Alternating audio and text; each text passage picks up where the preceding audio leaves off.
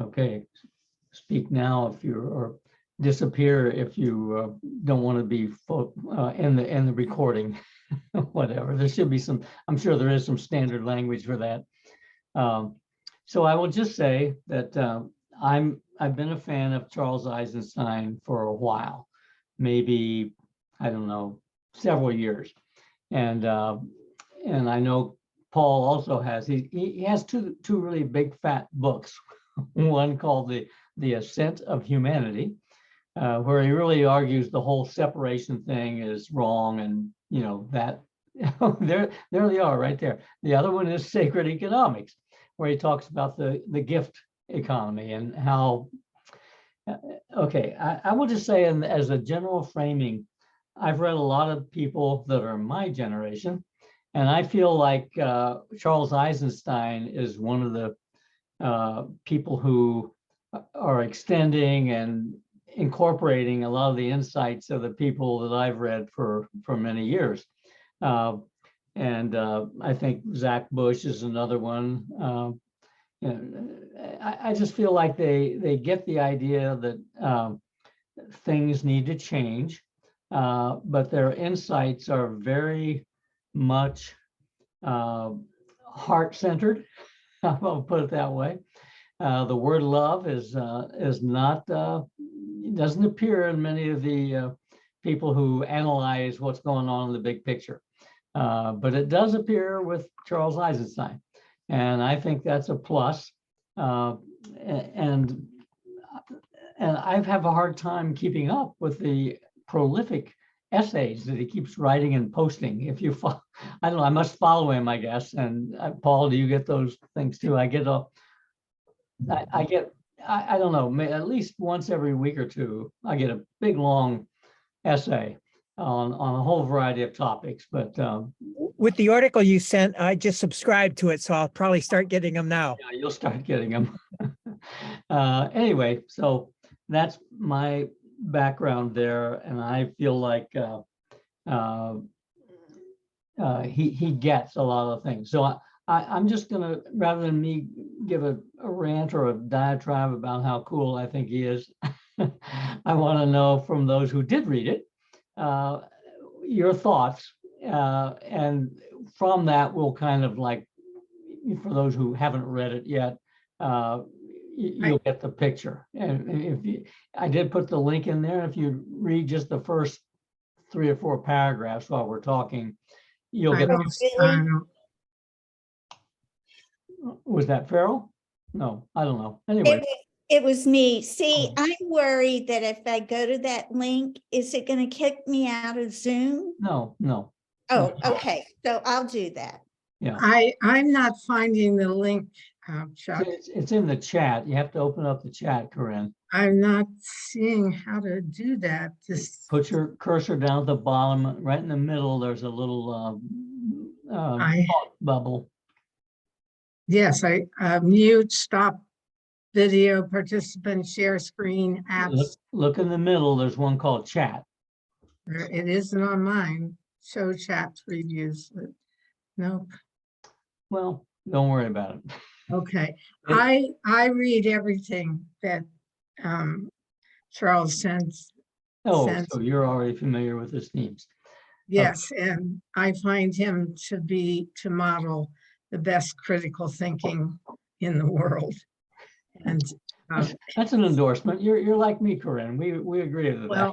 So. And he models seeing the humanity in everybody, not labeling anybody enemy as other than he disagrees with their values or their actions. I think that's a very good general point.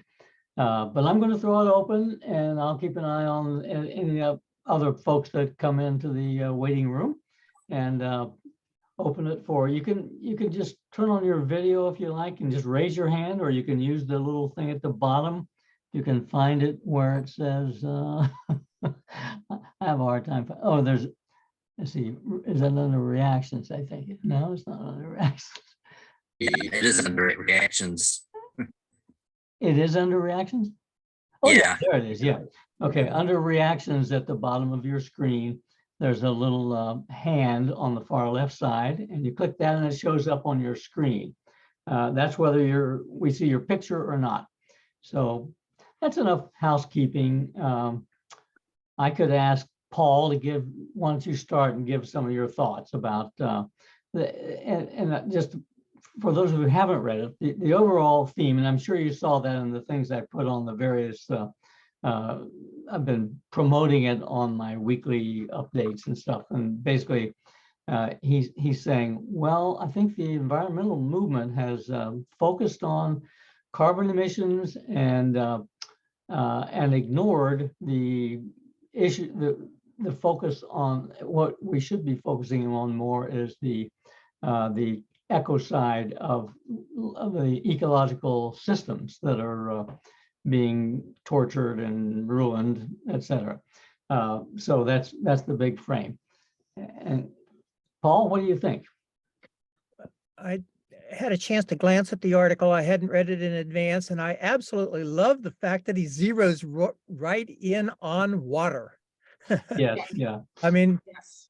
so Chuck knows work I've been doing in Northwest Ohio, and I try to around the algal bloom and the watershed, the Maumee watershed, feeding all the nutrients into the Great Lakes.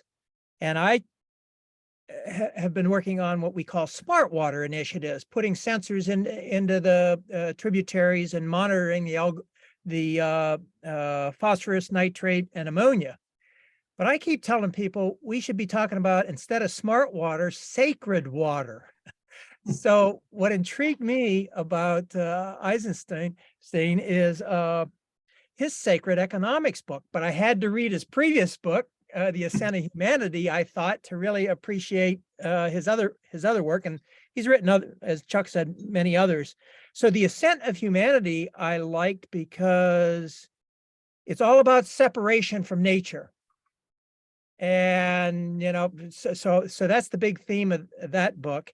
And Sacred Economics, Chuck and I talk a lot about it, MMT, and I have a finance background, right? So I've been an investment manager, and with ESG, environment, social, and governance, around where finance needs to go, that was the other big attraction for me for Eisenstein. How what is his, you know, how does he treat money, and how can we get the finance profession to appreciate what Henderson and some of the other ones around the whole finance topic. So that's enough for me, Chuck. Thanks, Paul. And I see Brian has his hand up. So, Yeah, so I love the article. I got into the environmental movement because of my concern for wildlife and insects and trees. And so I was thrilled to read the article and him talking and him discussing ecocide, which I believe is the biggest issue of our time. You know, I've just read today, you know, we've lost 3 billion birds in the last 50 years, and we've lost like 68% of creatures on this planet, not necessarily extinct, but in terms of total quantity of creatures, largely because of humans' greed, I think, in terms of claiming habitat, taking habitat, use of pesticides, the way we drive our cars, and certainly carbon emissions.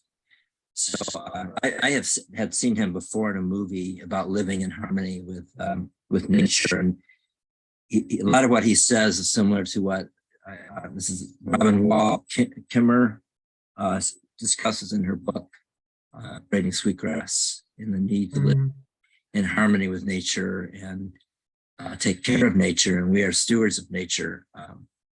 So I just use that as what drives me every day to write letters to the editor or call up politicians or post on social media that we are not the only living creatures on this planet. You know, we have a responsibility to live in harmony and take care of the other creatures on this planet. well, amen. It's what drives me too. And I spend time in nature, and I think when people do spend time in nature, I mean, this is such a glorious time. We can appreciate what, we do hear. The birds are not all gone. I'm hearing them and I'm feeling and sensing the new life and spring and, feeling part of that. And I think that's somehow, I think what Eisenstein would say is that that's lacking in so many of the kind of institutionalized advocacy groups for the environment. And yes, he's not saying that emissions from our vehicles and cars and trucks aren't an issue. They are. And some of you also know Doug Tallamy. He quotes him early in this article where he says, look, it's he gave the example of a solar farm, quote unquote, being erected over existing farmland.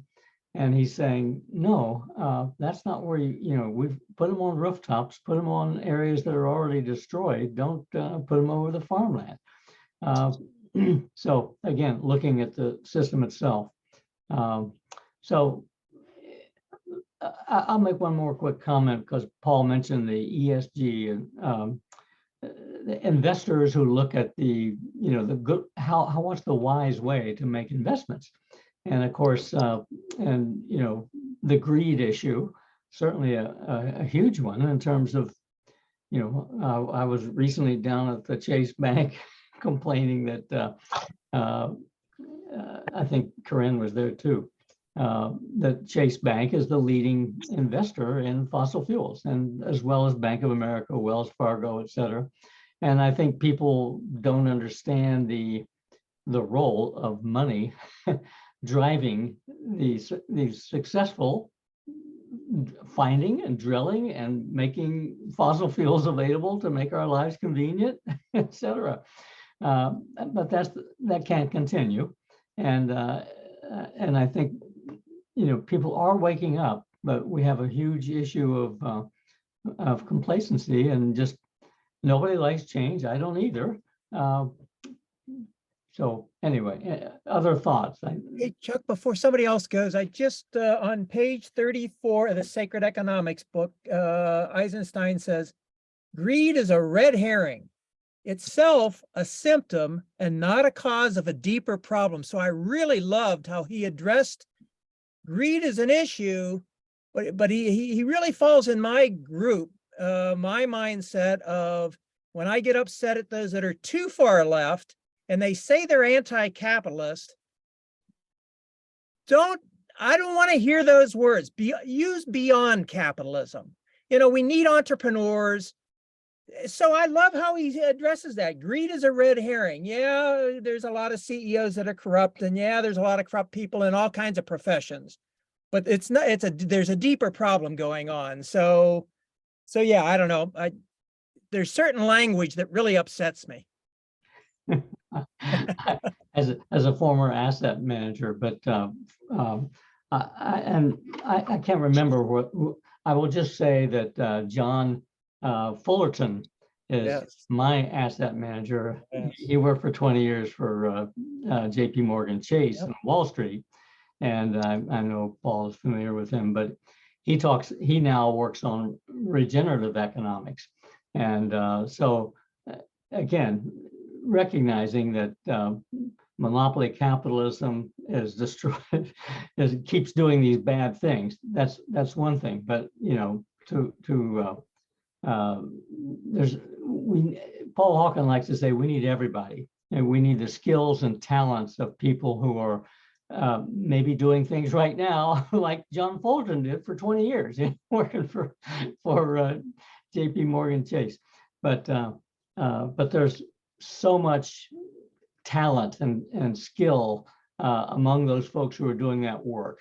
And now John Fullerton is doing awesome work, in my opinion, and teaching courses, and he started an organization called Capital Institute, and he's a buddy of a lot of the people. I was involved for a number of years with the Business Alliance for Local Living Economies. Living economies meaning like sustainable, regenerative, that are not harming the relationship we have with each other and the planet. So Michael Schumann, Helena Norberg Hodge, some of you have seen her film that we've shown many times on the what is it?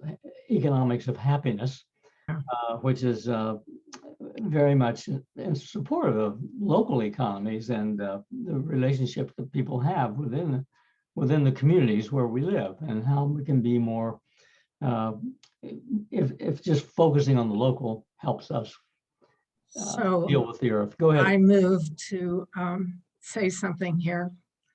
The latest article I got from Charles, he's in discussion with other people about artificial intelligence and how fast it's growing, and how the people that are in controlling that are so powerful.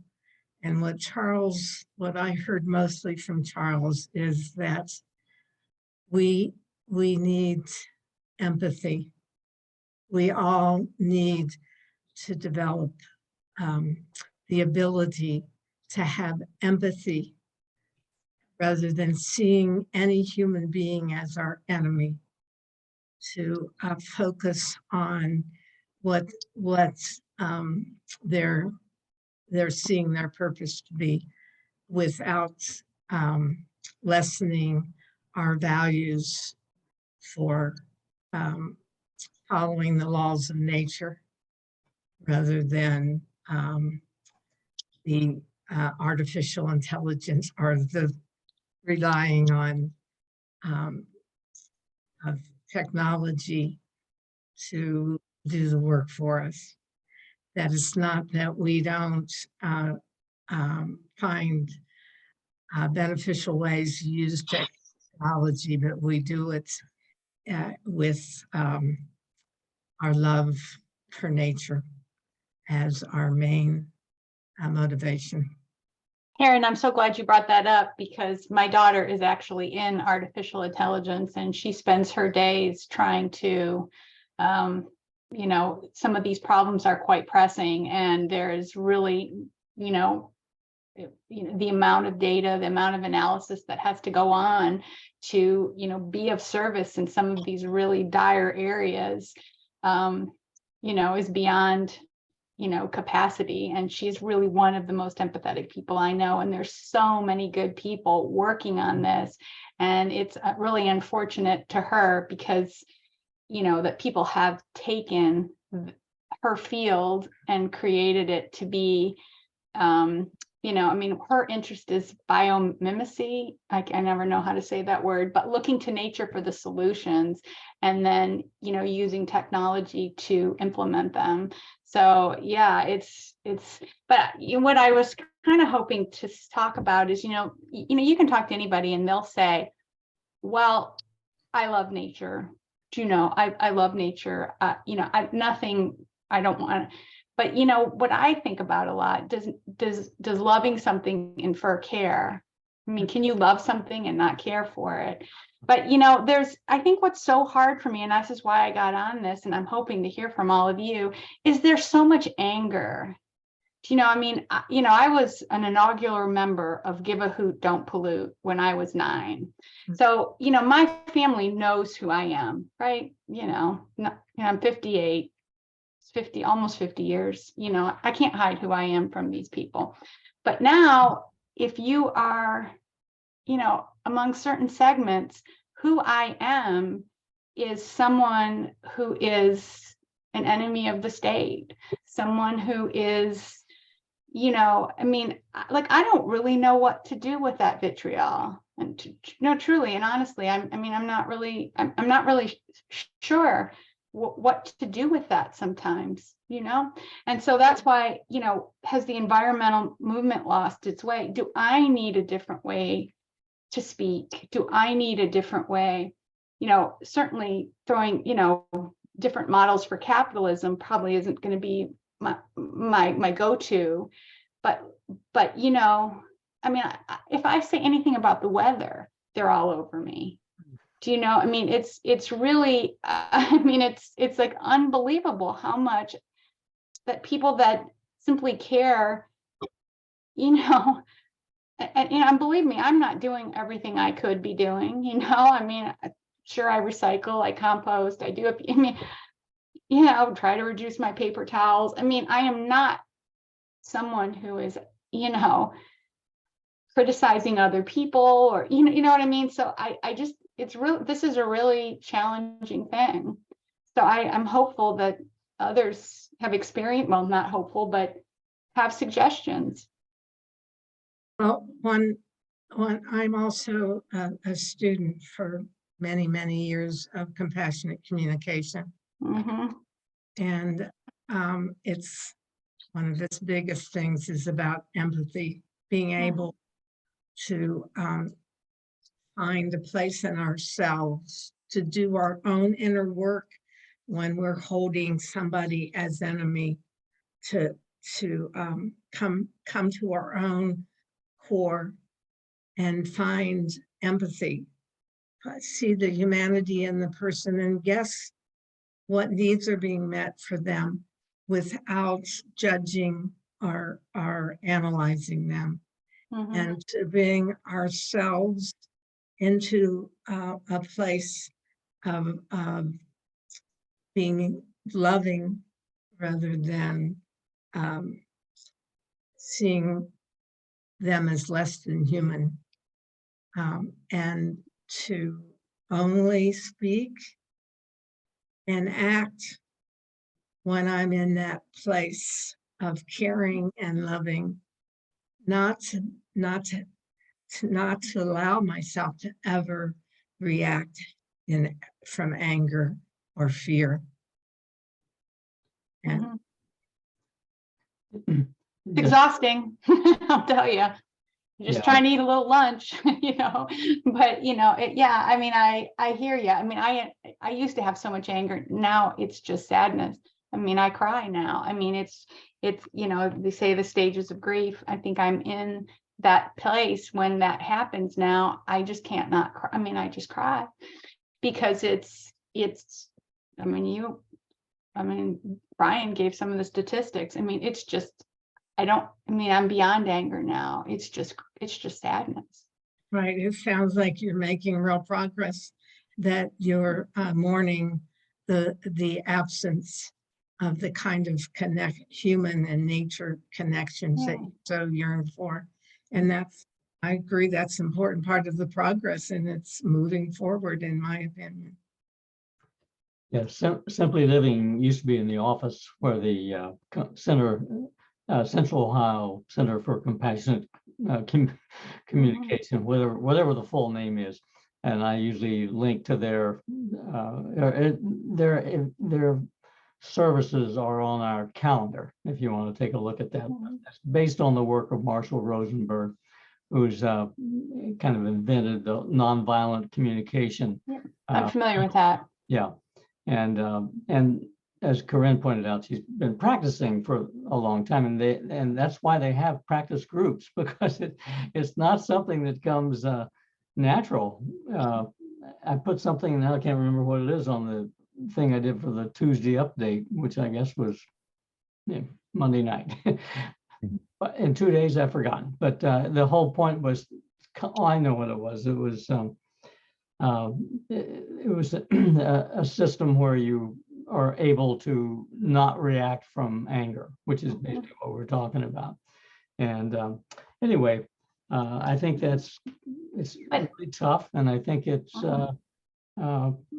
other people want to have thoughts about how to. Well, if I may just add one more thing, but you Sure. know, sometimes I feel like, is it our opportunity to start spinning another story that is inclusive?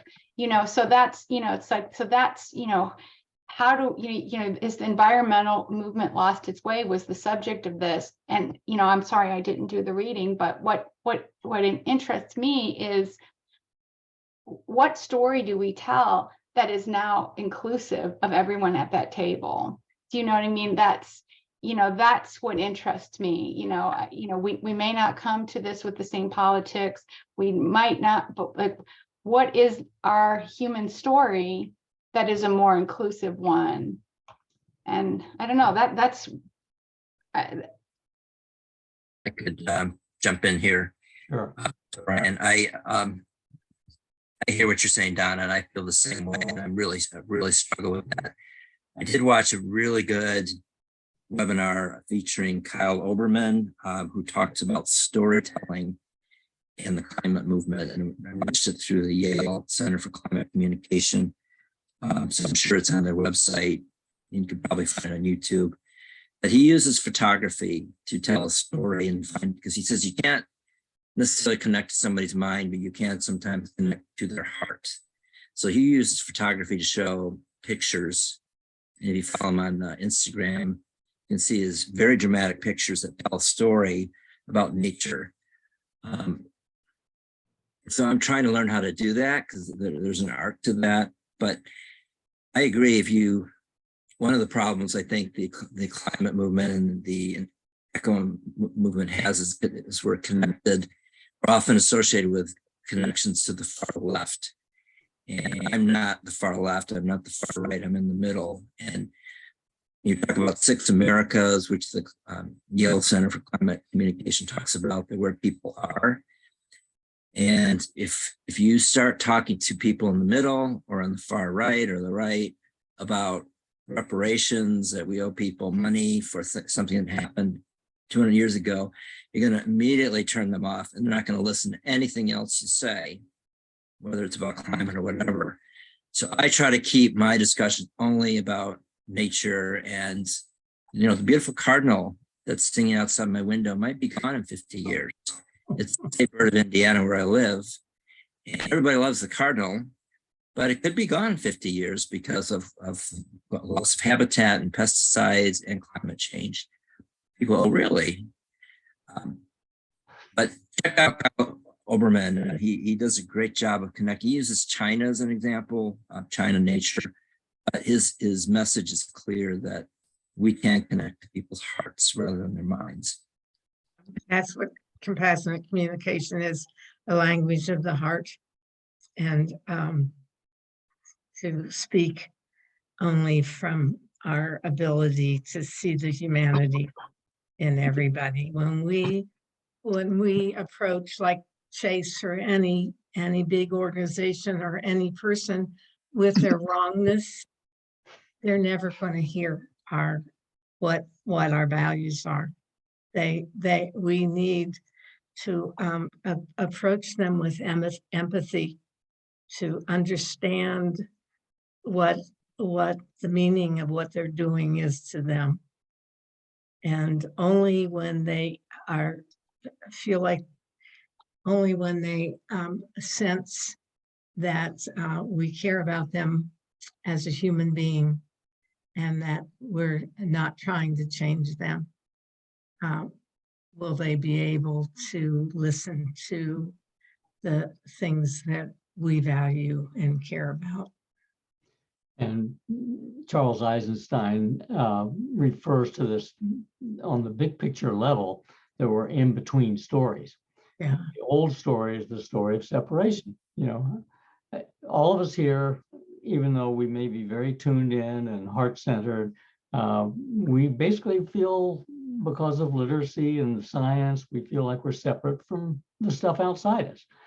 I see you all on the screens, we're connected electronically, but I know you're somewhere else, and it's physically distant, and et cetera. So, and I think that's helping to change things. But in the meantime, we don't have the news story where people are behaving in the ways we're talking about. We should Yes. be connected and feel that, and feeling that from the heart. What I'm hearing is that that's a key, and people need to not just feel the value of nature, or he uses the term, Charles Eisenstein refers to interbeing, Yes.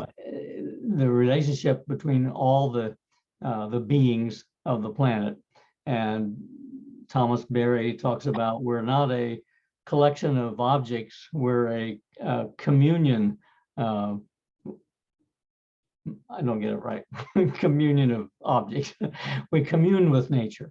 We're part of everything. It's all entangled and related in the universe. And sciences understand, the new sciences all understand that.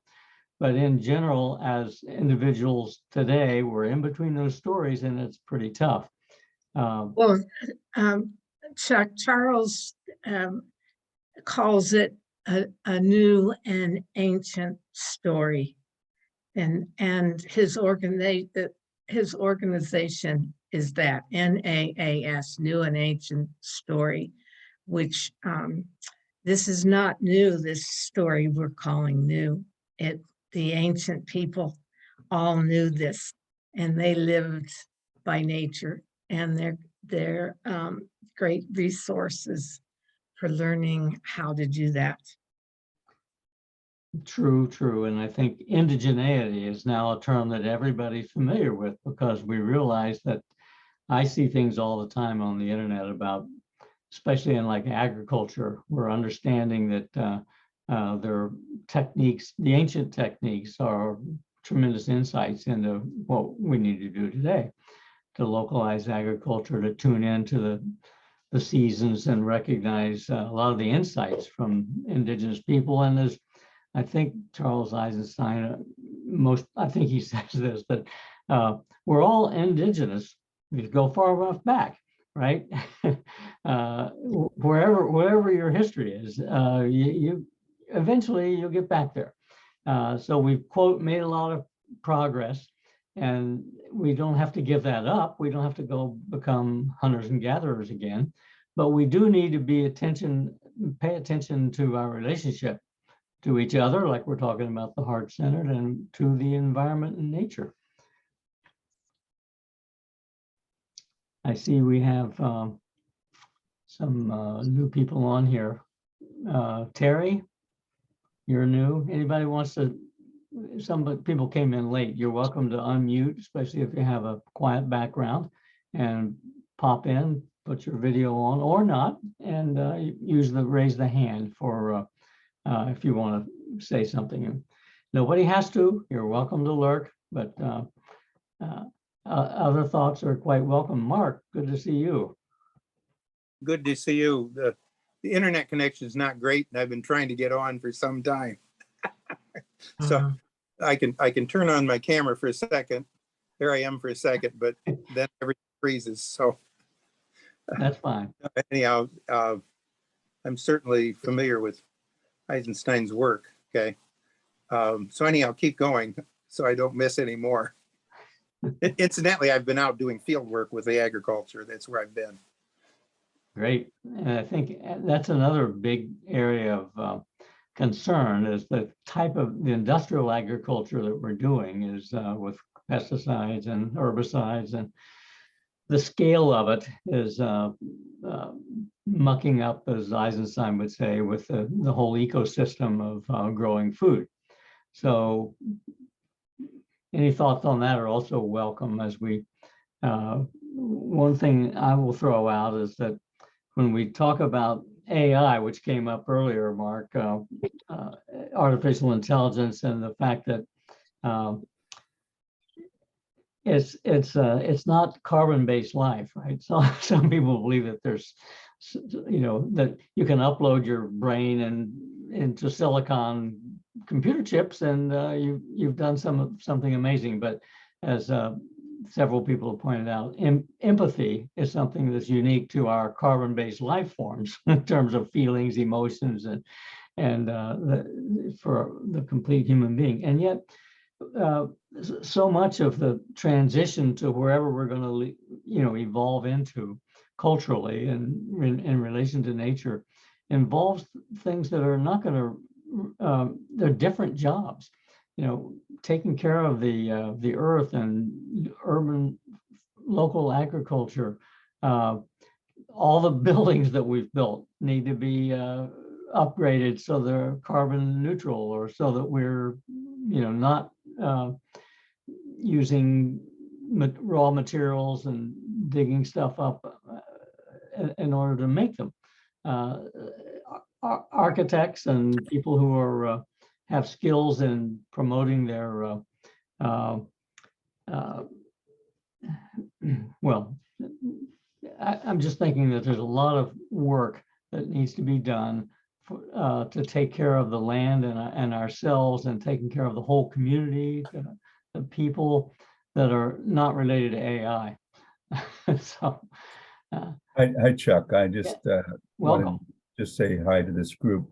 My name is Ron Subert, and I'm actually an engineer. I've worked in technology and mainly in life sciences, microscopy, super resolution microscopy. And I retired, and I wanted to look at some things after retirement. And initially, I became quite concerned about the environment. And my first thoughts was, from an engineering perspective, it was really all about alternate energy, and I was actually, in energy storage, and I was pleasantly surprised that I think that the opportunity to create energy, alternate energy, and eliminate fossil contamination, fossil fuel burning is really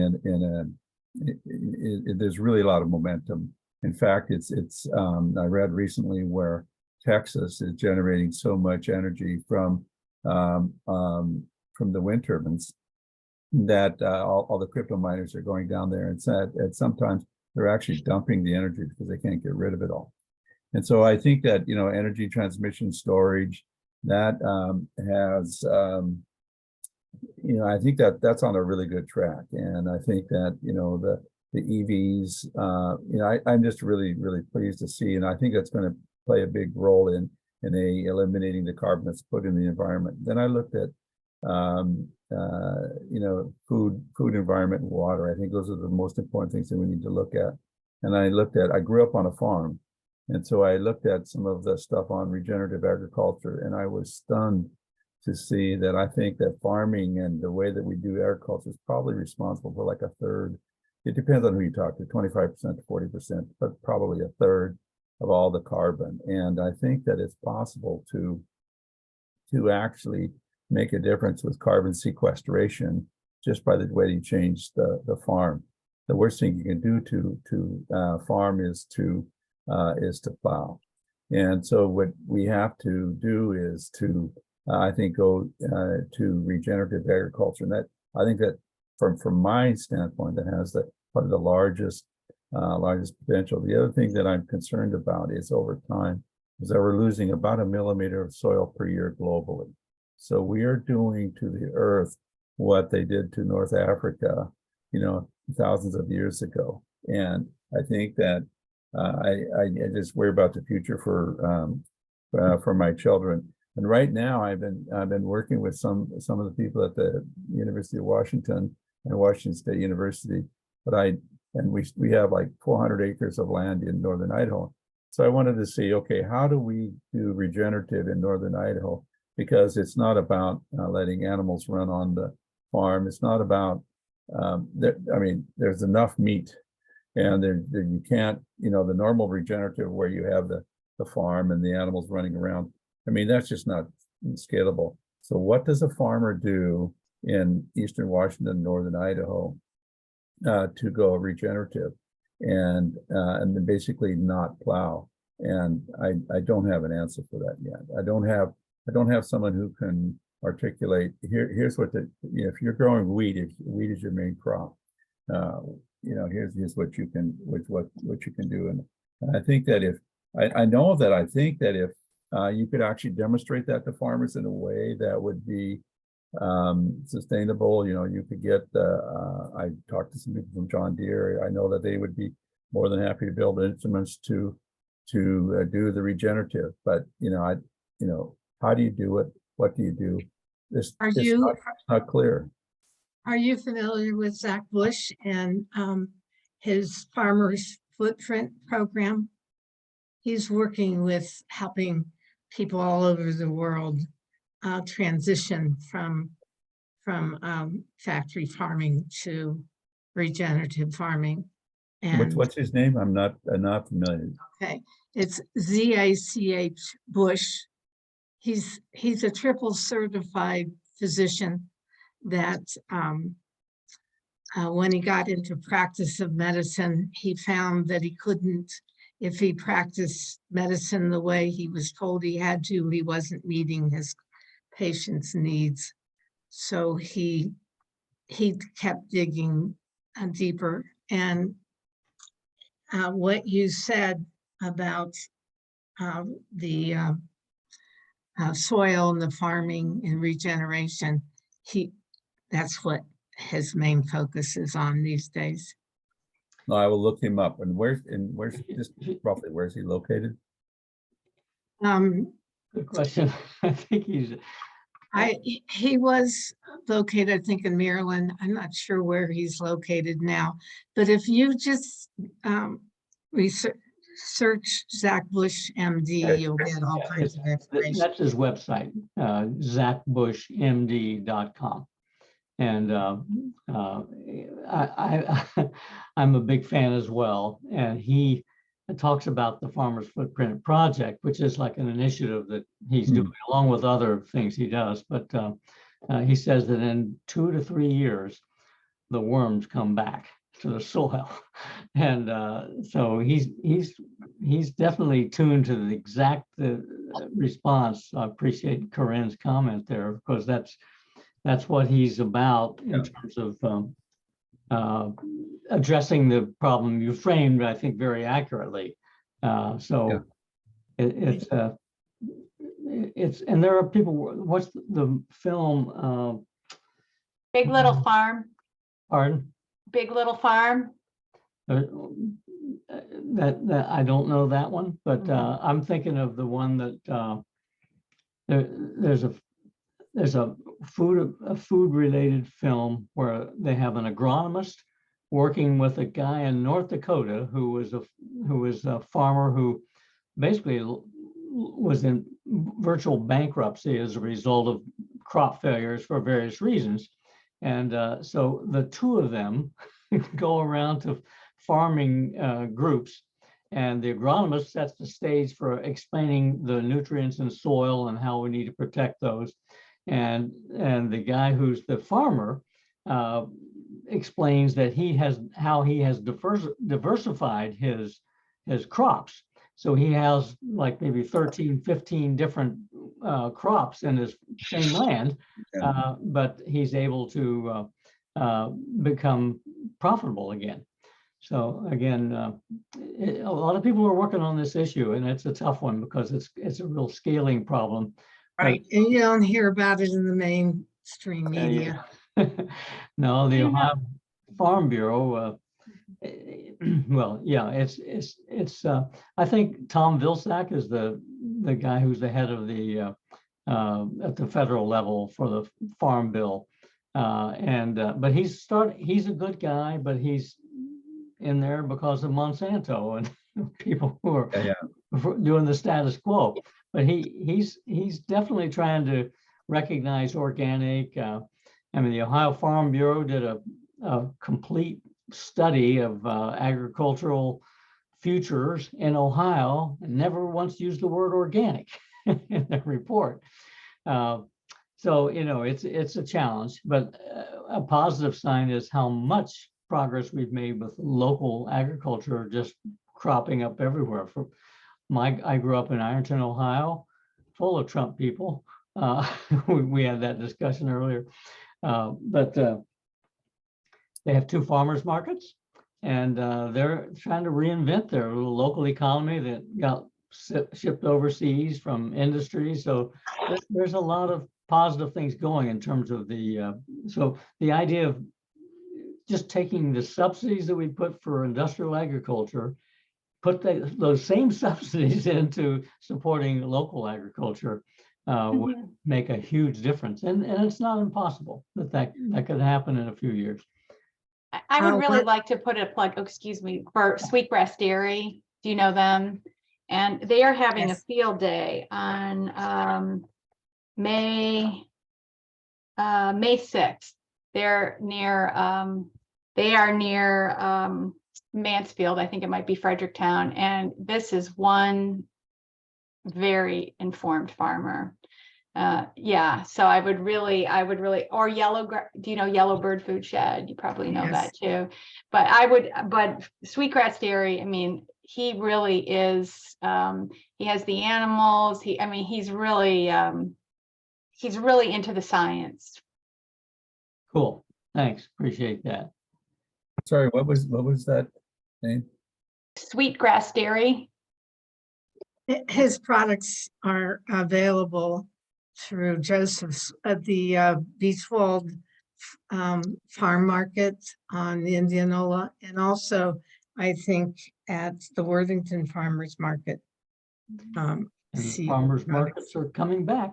Yes. And then Yellow Bird Food Shed is a collective, Watershed, it's our food shed. And I Yeah. would really, Benji Balmer, he's kind of a interesting character. I'm a grant writer, so I, have talked to him a few times and trying to help him with the grants, but we just couldn't find a project where my skills overlapped with his, but perhaps you could be that missing link with your science background. But yeah, I'm really very, I really believe in his, it's our food shed. Yeah. It's ours, and it's ours to take care of. It's ours to enjoy. It's our commitment to the farmers. So it's a community perspective. It's not putting everything on that farmer. It's looking at the community. It's looking at the water. It's looking Yes. at all of that. So it's a tough road to Right. hoe.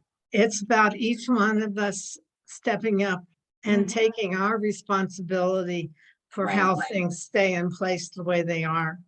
And I'm also a part of something called Law of Mankind, which is the law of nature. And that when we label something like this, the coordinators of this suggest that if you do farming, you don't call yourself a farmer, because the image that comes up in everybody's mind is factory farming. So his language about that would be, I, a woman, plant seeds, nourish those seeds in a live soil, harvest, and sell my product. To describe what you do, not label myself as a farmer, because I'm much more than that. Well, I look at, how do I reach the guys in, if you can reach the guys in Idaho and Eastern Washington, you can reach them anywhere. And so how do I, and I look at that and what they need to do is, a farmer's, it's a tough life. And, you spend all your time, you do it for a reason. And it's not about finance, but you've got to pay the bills. So you've got to, a farmer who, the idea of getting a little bit of downturn in your production, after 3 years, it's great, but how do you get there? Yeah. And so how do you make it into those first years, and how do you get the yield up? And actually, it's not about the yield, it's really about the net. How do you get the net up? So in a way that's actually going to be beneficial to the farmers. And I think that if you could, the regenerative method is really would pay off, but you've got to reach them, and there's got to be a support system for them, because there will be stumbles, and you've got to be That's able right. to. Looking into Farmers Footprint, and there's probably other organizations too that are doing that work, so that they can find the support they need, and possibly some help financially to get started. But it's also about volume too, because, there's a lot of hungry people.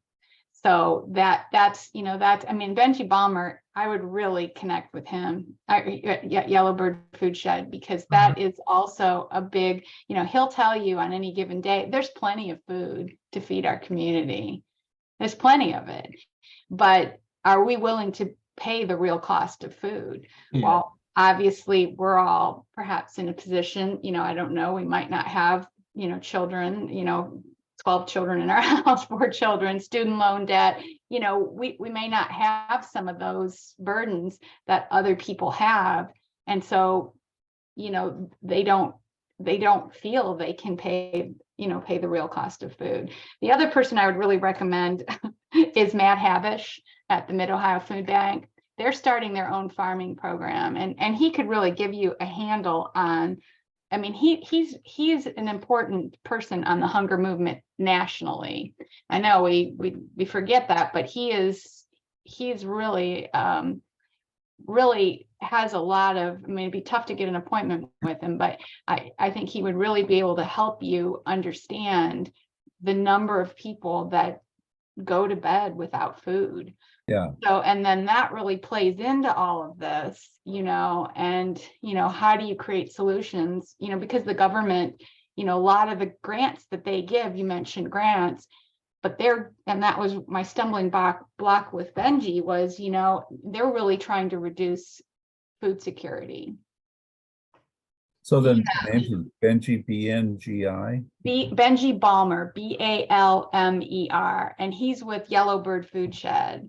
And really, I think, you can suggest to him that Donna Vroom, my last name is Vroom, V as in Victor, ROOM, suggested that you contact him. I'm really happy that you're working on this, because it goes back to what we were talking about before. How do we tell this story? Because this story is frightening to a lot of people. Oh my gosh, you're going to take my hamburger away. Oh my gosh, you're going to, make my food more expensive. Oh my gosh, and that those fears are real. And so how do we tell this story? How do we make the changes that we have to do to survive, yet not scare the pants off people? I think the irony is if you look at something like a third of the food that's grown is wasted, and if you look if you look at the distribution system, I actually think that if you really looked at where the losses are, and if you looked at doing things right, I think that the food could be the same or even less cost if it were done correctly. But it's got to be done thoughtfully. It's going to be done in a way that's going to be, helpful to people. Like the people who are growing meat, to do it with a regenerative approach, it would actually be much better meat, much better quality. Oh yeah, it is. I can attest to it. And you don't need as much. It's not even a hardship. We don't even desire, it's just natural. You just don't even desire. Yeah, I know, again, growing up on a farm, the meat, and this was 50 years ago, the meat that we grew to sell, the pigs that we grew to sell, we never ate. The pigs that we ate, we let them run around, and it was noticeably different. And that was, I can't imagine what it's like now. And I eat the meat, that's all processed and you don't see it, but stuff that if you were to really, I think the amount of, and I don't know, just the food that we eat is striking what we're doing to ourselves as a population. I think that if it's going to take a big effort, but I think starting with the actually growing the food in a regenerative manner, and once I come up with a method, I got, like I said, I've got 400 acres that we can implement, and I've got probably the people who own another 5,000 or 10,000 acres would be interested in implementing. They just need some examples. Here's an example to follow. Yeah, and I Sweetgrass Dairy, 7 Sons. That's another one. They're in Indiana. 7 Sons. They're big. They're big. They're expensive. They're they're big time. Sweetgrass Dairy is you know, smaller, but very science oriented. Yeah, if you, yeah, I can give you my name in the chat. I would be glad to share any other. Yeah, I mean, I worked on food security for a decade, insecurity for a decade in our community. Yeah, I believe this is the way to go. Yeah. Mhm. Mhm. Yeah, there's also the Mid-Ohio Regional Planning Commission is, Mhm. there's an agricultural person there, Brian Williams, who's a good friend, and he told me that the Ohio Farm Bureau leader said that if the people who are members of the Ohio Farm Bureau would take 5, 10, 15 acres, you know, and offer their kids an opportunity to develop a local farm and serve the local community as the farms originally did, that could spread and be scaled up as more people just simply parcel off some of the 1,000 acres that they're doing the traditional farming in. And again, it's a transitional kind of thing where it's possible and people are doing it, but we need to support the people who are making that transition so they don't go Yeah. bankrupt in the process. And I think Nationwide just gave $100 million to, I think Ohio, the Ohio School of Agriculture is managing it, but I think they just gave a signature grant at the turn of the year. I think it was $100 million for this issue, but it's not for Ohio, Idaho, it's for Ohio. You know, one of I need to leave. So okay, thanks. yeah, and Good luck. we're over the time. So Oh, I do have to go too, but yeah, Yeah. amazing Good conversation. luck, Ron, and thanks for all your knowledge, Donna. Mhm. Yeah, thank you, Ron. Thank you, everyone. Yeah. Well, you're welcome. Like I said, I'm just starting.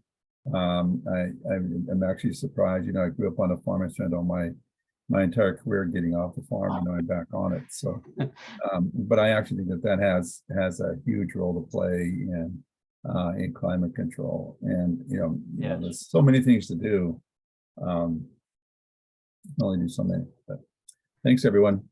if anybody else has any last comments, feel free to say them and we'll close it up soon. Yeah, Ron, here's another book that I thought of Chuck, Mark and I are with a Friday group, and one of our guys is out in Iowa, Fairfield, Iowa, and they're putting together a southeast Okay. Iowa food web.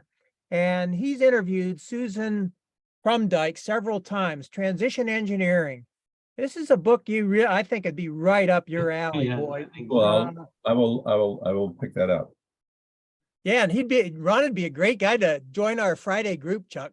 Yes, I agree. There's a national and international transition movement, and Simply Living is what is our title? We're I forget. We're some sort of regional hub, so to speak, to encourage this kind of thinking. And but the national group, Paul became involved with that, and their task is to look at how do you design or develop a rural resilient hub. And we're looking at various ways in which we can encourage small communities, like, for example, Fairfield, Iowa, which you just mentioned. And Mark is involved in Defiance, Ohio, and Paul's involved with them too in Northwest Ohio. And there's another person representing the work done in this type of work in State College, Pennsylvania. So it's, and again, we bring in lots of people. I participate sometimes from Simply Living, looks at it from the model of neighborhoods. Brian was involved very actively with the local sustainable group in Grandview Heights. And they're still doing great work, Brian, even though you left. But And there's groups in different neighborhoods. Unfortunately, it's usually the better educated and income-wise. Upper Arlington, Clintonville, Bexley has been very active, doing some great work there. Worthington, Westerville. So it's happening. And I think, everybody has some part to play. And I'm sure even though Brian moved to Indiana, he's probably already involved in 4 things. Yeah, getting involved for sure. For sure. So we all do our part, and we're glad to have Ron involved. And well, we're an elderly crowd here. And I may be the oldest, I don't know. We'll have to compete with, I'll be 79 this summer. But as long as we're healthy, the elders have a lot to contribute. So I feel like, I want to live another 10 years. I want to see how this plays out for the next 10 years. It's going to be an exciting time. We get to, as Paul Hawkins says, we get to reinvent everything. Law, education, agriculture, architecture, anyway, rights of nature. A lot of interesting things are bubbling up all over the planet. So anyway, thank everybody for coming, and I'll stop the recording somewhere if I can find it. Here it is. Thank you, Chuck. Thank you, Thanks. Paul. Appreciate it. And have a good evening. Take care. Why do I? Oh, I think it's. Hey, Chuck, Yes.